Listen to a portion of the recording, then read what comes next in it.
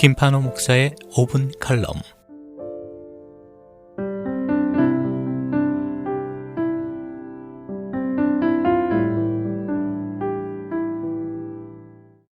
대나무는 남다른 성장 속도로 잘 자란다는 것에 대하여 잘 알려져 있습니다.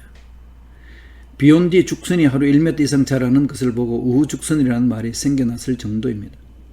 그런데 중국 동부 지역에 자라는 모소 대나무는 일반 대나무와는 또 다른 성장 과정을 겪는다고 합니다.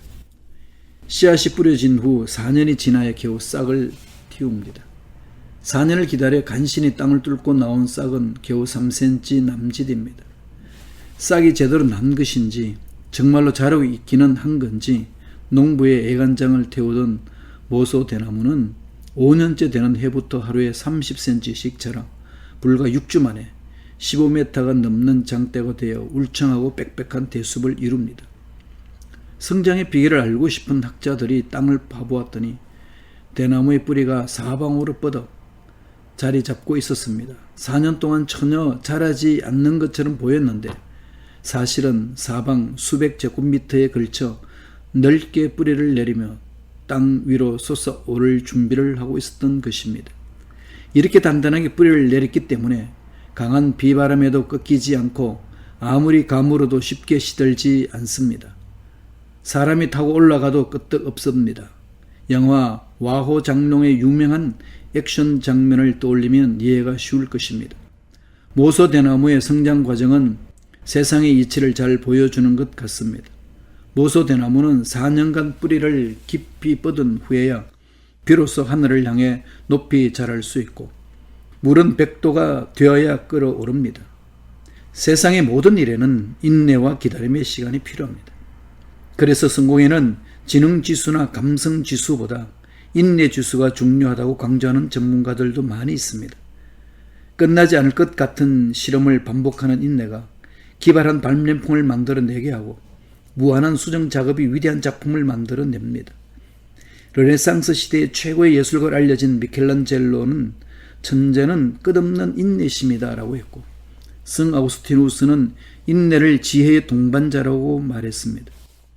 60년에 걸쳐 세계적인 명작 파우스트를 완성한 괴테 역시 나는 고통을 인내했으며 그 결과 환희라는 진주를 캐냈다고 고백했습니다. 교회 역사에는 남다른 인내로 세상을 바꾼 사람들의 이야기가 나옵니다. AD 250년경 엄청난 전염병이 유행했습니다. 데시우스의 박해로 수많은 그리스도인이 이교들에 의해 희생을 당하던 시기였는데 이 병은 종교에 상관없이 수많은 이들의 목숨을 앗아갔습니다. 부유한 이교도들은 달아났으며 전염된 사람들과의 접촉을 피해 다녔습니다. 부모가 자식을 버리고 자식이 부모를 버리는 일이 비일비재하게 벌어졌고 길에는 시체가 쌓이고 있었습니다.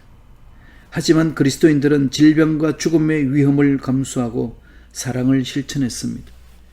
이들은 자기들을 핍박하던 원수들에게 사랑을 베풀고 병든 자를 돌보고 사망한 자의 장례를 치러 주었습니다.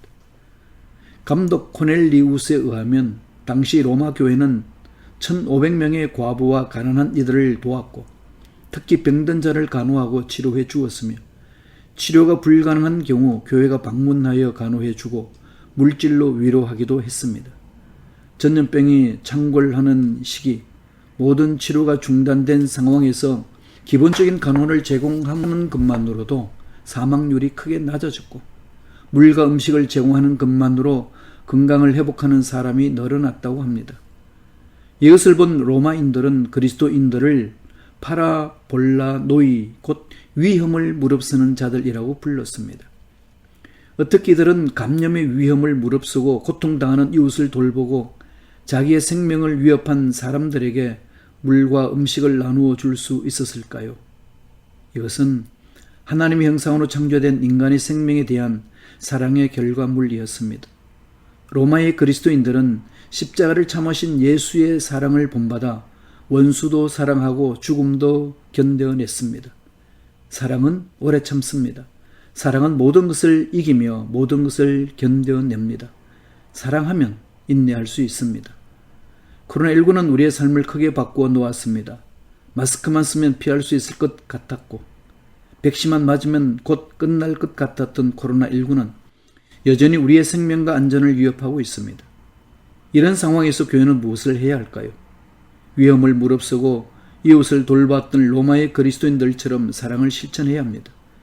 나의 소유를 나누고 어려운 이웃을 돌봄으로 교회의 공공성과 공동체성을 회복해야 합니다. 어떤 희생이 있더라도 기꺼이 인내하며 복음을 실천해야 합니다. 부활의 영광을 바라며 십자가를 참으신 예수님을 닮아 사랑의 수고와 소망의 인내를 잃지 말아야 합니다.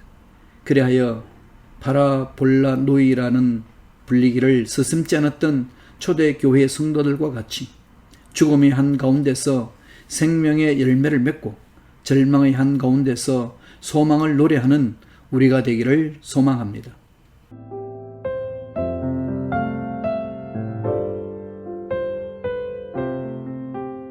지금까지 순복음 시카고 교회 김판호 목사님의 5분 칼럼이었습니다. 신앙 상담이나 문의는 전화 773-456-6780 456-6780번으로 연락 주시기 바랍니다.